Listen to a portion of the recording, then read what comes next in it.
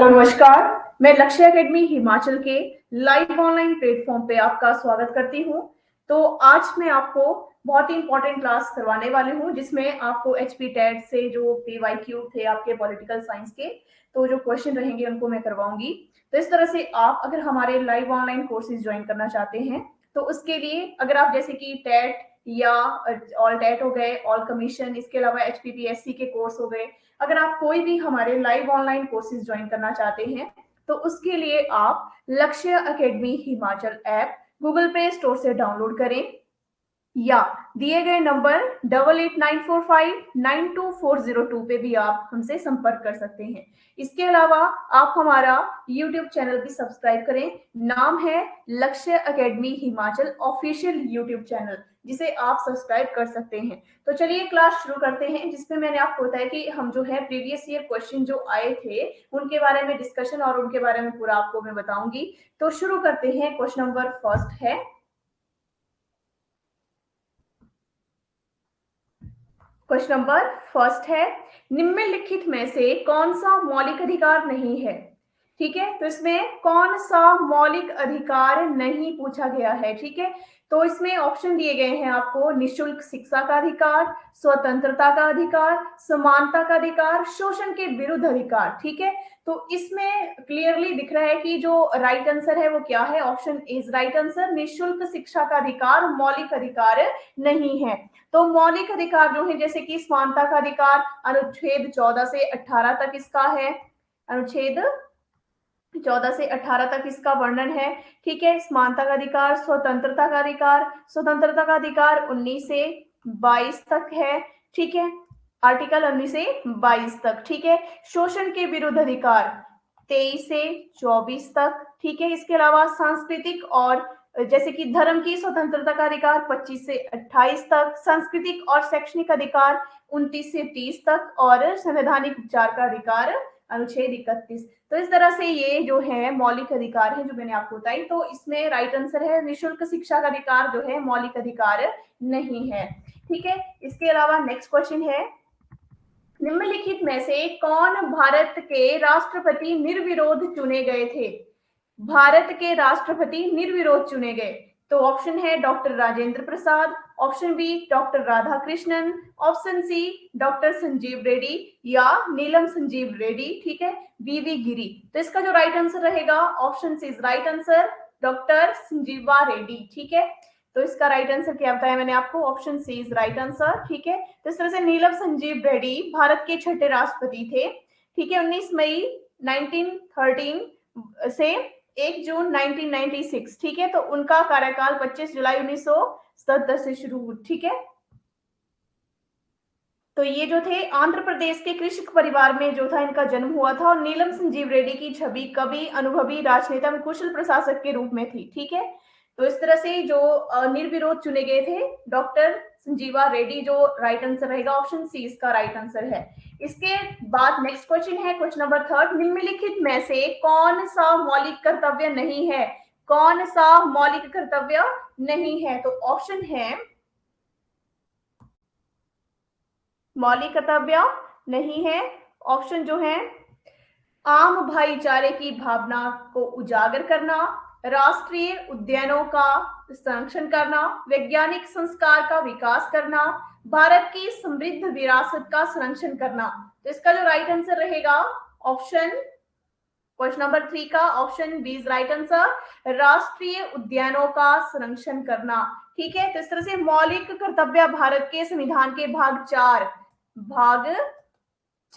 क, ठीक है, में लिखित हैं जो मौलिक कर्तव्य है। ठीक है, और इन कर्तव्यों का पालन करना हर नागरिक का क्या है, दायित्व है। ठीक है, लेकिन इन कर्तव्यों का पालन करने के लिए कोई भी बाध्य नहीं है। ठीक है,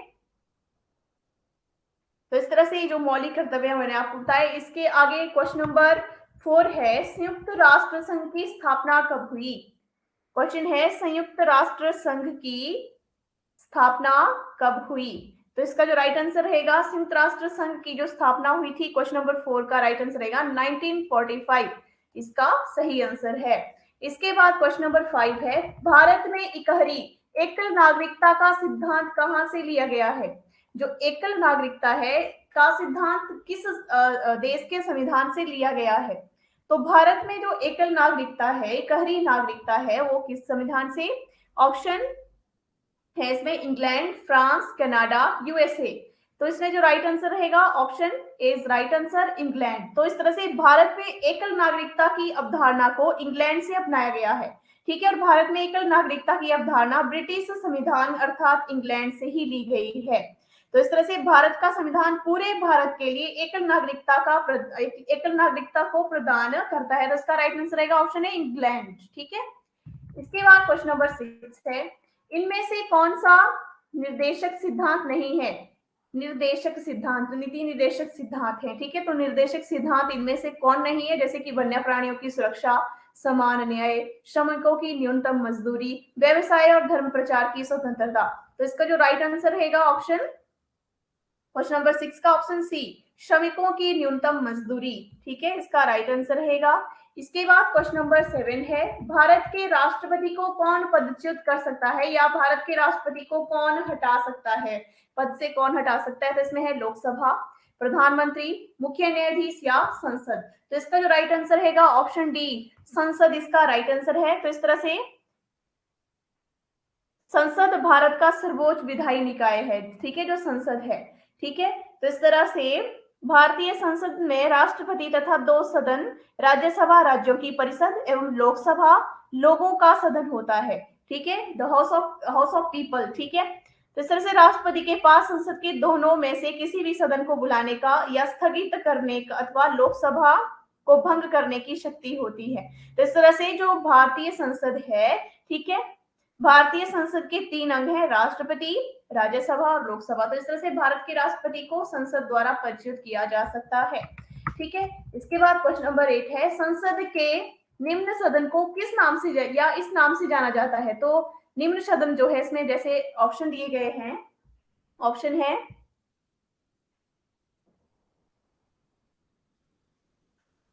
विधानसभा, विधान परिषद, राज्यसभा, लोकसभा। तो निम्न सदन है लोकसभा, जो कि निम्न सदन और अस्थायी सदन होता है, ठीक है। तो लोकसभा का संगठन सार्वभौम वयस्क मताधिकार के आधार पर प्रत्यक्ष चुनाव द्वारा चुने गए प्रतिनिधियों से किया जाता है, ठीक है। तो इस तरह से जो निम्न सदन है वो है लोकसभा। इसके बाद क्वेश्चन नंबर 9 है, किस संविधान संशोधन द्वारा संपत्ति के अधिकार को मौलिक अधिकारों की सूची से निकाला गया है? 42वें, 45वें, 44वें या 43वें? तो इसका राइट आंसर रहेगा 44वां संविधान संशोधन, ठीक है। तो 44वें संविधान संशोधन 1978 ने सर्वोच्च न्यायालयों और उच्च न्यायालयों के विभिन्न शक्तियों को बहाल किया, ठीक है। इसके बाद नेक्स्ट क्वेश्चन है, भारतीय संविधान में कितने अनुच्छेद और कितनी अनुसूचियां हैं? तो भारतीय संविधान में जो है ऑप्शन इसमें दिए गए हैं, 395 अनुच्छेद, 12 अनुसूचियां, 390 अनुच्छेद, 10 अनुसूचियां, 305 अनुच्छेद, 9 अनुसूचियां, 391 अनुच्छेद, 10 अनुसूचियां। तो इसका जो राइट आंसर रहेगा क्वेश्चन नंबर 10 का ऑप्शन ए, 395 और 12 अनुसूचियां जो है भारतीय संविधान में है, ठीक है। क्वेश्चन नंबर 11 है, निम्नलिखित में से कौन सा अनुच्छेद हमारे संवैधानिक संशोधन के साथ जुड़ा हुआ है? 368, 372, 356, 370। तो इसका जो राइट आंसर है 368 राइट आंसर है, ठीक है। तो इस तरह से भारतीय संविधान के किसी भी अनुच्छेद को संविधान के अनुच्छेद 368 के अनुसार निर्धारित प्रक्रिया के अनुसार संसद द्वारा जोड़ा या बदला या निरस्त भी किया जा सकता है, जो विशेष बहुमत और अनुसमर्थन द्वारा संशोधन से संबंधित है, ठीक है। तो इसका राइट आंसर है 368, अनुच्छेद 368 रहेगा, ठीक है। इसके बाद क्वेश्चन नंबर 12 है, अंतरराष्ट्रीय न्यायालय कहां पर स्थित है? क्वेश्चन पूछा गया है, अंतरराष्ट्रीय न्यायालय कहां पर स्थित है? जिनेवा, हेग, एम्स्टर्डम और वियना। तो इसका जो राइट आंसर रहेगा ऑप्शन बी, हेग, ठीक है। तो अंतरराष्ट्रीय न्यायालय का मुख्यालय द हेग नीदरलैंड में है, नीदरलैंड में स्थित है, ठीक है, हेग, ठीक है। तो अंतरराष्ट्रीय न्यायालय संयुक्त राष्ट्र का न्यायिक अंग है, जो दुनिया के राज्यों के बीच विवादों से जुड़े मामलों का क्या करता है? समाधान करता है, ठीक है। इसके बाद क्वेश्चन नंबर है 13, निम्नलिखित में से कौन सा मौलिक अधिकार नहीं है? समानता का अधिकार, संपत्ति का अधिकार, स्वतंत्रता का अधिकार, संवैधानिक उपचार का अधिकार। तो इसमें राइट आंसर रहेगा, ऊपर भी आपने ऐसा ही क्वेश्चन एक पढ़ा था, ठीक है। 44वें संविधान संशोधन द्वारा जो है संपत्ति के अधिकार को हटा दिया गया है, तो इसका राइट आंसर रहेगा संपत्ति का अधिकार, जो कि मौलिक अधिकार नहीं है। तो संपत्ति के अधिकार को 44वें संविधान संशोधन द्वारा मौलिक अधिकार के रूप में समाप्त कर दिया गया। और 44वें संविधान के पारित होने के साथ संपत्ति के अधिकार को कानून द्वारा मान्यता भी दी गई थी।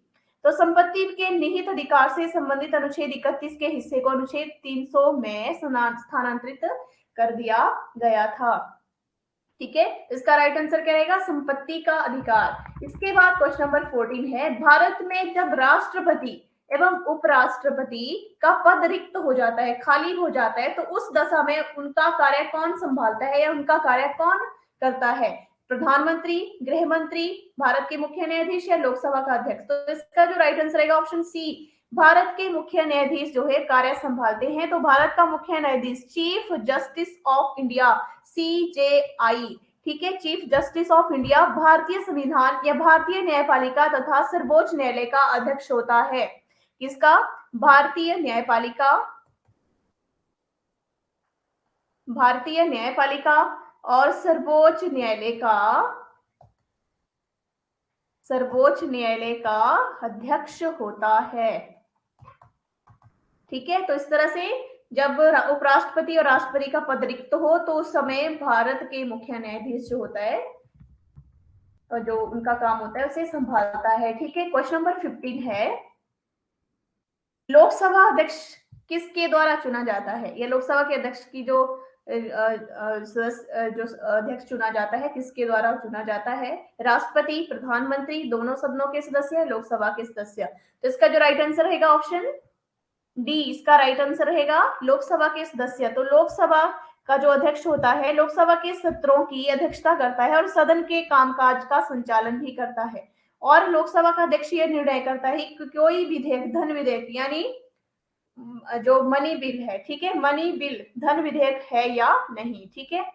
तो इस तरह से वह सदन का अनुशासन और मर्यादा बनाए रखता है और इसमें बाधा पहुंचने या पहुंचाने वाले सांसदों को दंडित भी कर सकता है।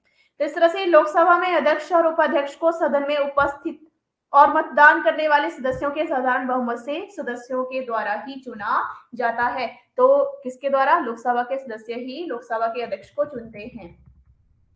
क्वेश्चन नंबर 16 है, निम्नलिखित में से कौन सी भारतीय विदेश नीति की विशेषता नहीं है? भारतीय विदेश नीति की विशेषता पूछी गई है कि नहीं है, ठीक है। तो साम्राज्यवाद का विरोध, कूटनिरपेक्षता, संयुक्त राष्ट्र का विरोध या पंचशील। तो इसका जो राइट आंसर रहेगा क्वेश्चन नंबर 16 का ऑप्शन सी, संयुक्त राष्ट्र का विरोध, इसमें इसकी विशेषता विदेश नीति की विशेषता नहीं है। क्वेश्चन नंबर 17, संविधान सभा की स्थापना किस वर्ष हुई? संविधान सभा की स्थापना किस वर्ष हुई? 1945, 1946, 1947 टू 19 नेक्स्ट ऑप्शन है 1948। तो इसका जो राइट आंसर रहेगा क्वेश्चन नंबर 17 का ऑप्शन बी, 1946, 6 दिसंबर 1946 को, ठीक है। तो इस तरह से भारतीय संविधान सभा की जो पहली बैठक थी 9 दिसंबर 1946 ईस्वी को हुई थी, ठीक है। इसके बाद नेक्स्ट है क्वेश्चन नंबर 18, भारतीय संविधान की धारा 17 से क्या अभिप्राय है? धारा 17 क्या है? छुआछूत समाप्त कर दी गई, ठीक है, या छुआछूत का चलन वर्जित है, छुआछूत का व्यवहारिक अपराध है, उपरोक्त सभी। तो ये सारे ही इसका राइट आंसर रहेगा, ठीक है। तो अनुच्छेद 17 अस्पृश्यता को समाप्त कर दिया गया और किसी भी रूप में इसका अभ्यास वर्जित किया गया, ठीक है। क्वेश्चन नंबर 19 है, निम्न में से क्वेश्चन नंबर 19, निम्न में से यह फैसला कौन करता है कि एक बिल मनी बिल है या नहीं? तो इसमें पूछा गया है कि इस निम्नलिखित में से यह फैसला कौन करता है कि ये जो है धन विधेयक मनी बिल है या नहीं? तो इसका जो फैसला है वो कौन करता है? राष्ट्रपति, राज्यसभा का अध्यक्ष, लोकसभा का अध्यक्ष या संसदीय मामलों के मंत्री। तो इसका जो राइट आंसर रहेगा ऑप्शन, इसका ऑप्शन सी राइट आंसर है, लोकसभा का अध्यक्ष, ठीक है। तो ऐसे विधेयक जिनमें सरकार के खर्चों से संबंधित प्रावधान होते हैं उन्हें धन विधेयक या मनी बिल कहा जाता है, ठीक है। और ये जो होता है लोकसभा में ही प्रस्तुत किया जाता है। तो धन विधेयक होता है, ठीक है।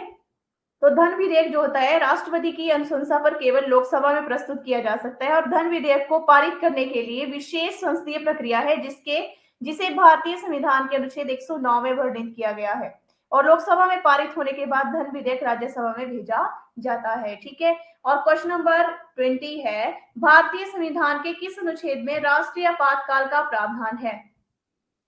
ऑप्शन है अनुच्छेद 356, अनुच्छेद 360, अनुच्छेद 367, इनमें से कोई नहीं। तो इसमें तो आंसर नहीं है इसका, तो इसमें राइट आंसर रहेगा ऑप्शन डी, इनमें से कोई नहीं। लेकिन इसका जो आंसर रहेगा आर्टिकल, इसके लिए कौन सा आर्टिकल रहता है? 352 के तहत राष्ट्रीय आपातकाल, जबकि 356 अनुच्छेद 356 किसके लिए आता है? राज्यसभा या राज्यों में आपातकाल, राज्यों में आपातकाल के लिए, ठीक है। तो इसके लिए आता है, और 352 आता है इसके लिए, ठीक है। भारतीय संविधान के किस अनुच्छेद में राष्ट्रीय आपातकाल का प्रावधान है? 352 में, और राज्यों के लिए 356 आता है, ठीक है। और अनुच्छेद 360 जो है, 360 ऑप्शन बी में दिया गया है, तो ये किसके लिए होता है? इसके तहत वित्तीय आपातकाल लगाया जा सकता है, वित्तीय आपातकाल लगाया जा सकता है 360, आर्टिकल 360 के अकॉर्डिंग, ठीक है। तो इस तरह से आज आपने ये पढ़े जो पीवाईक्यू है, जो एग्जाम में आए हुए क्वेश्चन हैं, ठीक है। तो एक बार मैं फिर से आपको बता दूं कि अगर आप हमारे लाइव ऑनलाइन कोर्सेज ज्वाइन करना चाहते हैं तो उसके लिए आप हमारा लक्ष्य academy Himachal app Google play store से डाउनलोड करें, या 8894592402 पे भी आप कोर्स हमारे जो है पूछ सकते हैं। और इसके अलावा आप हमारा यूट्यूब चैनल भी सब्सक्राइब करें, लक्ष्य अकेडमी हिमाचल यूट्यूब चैनल, ठीक है।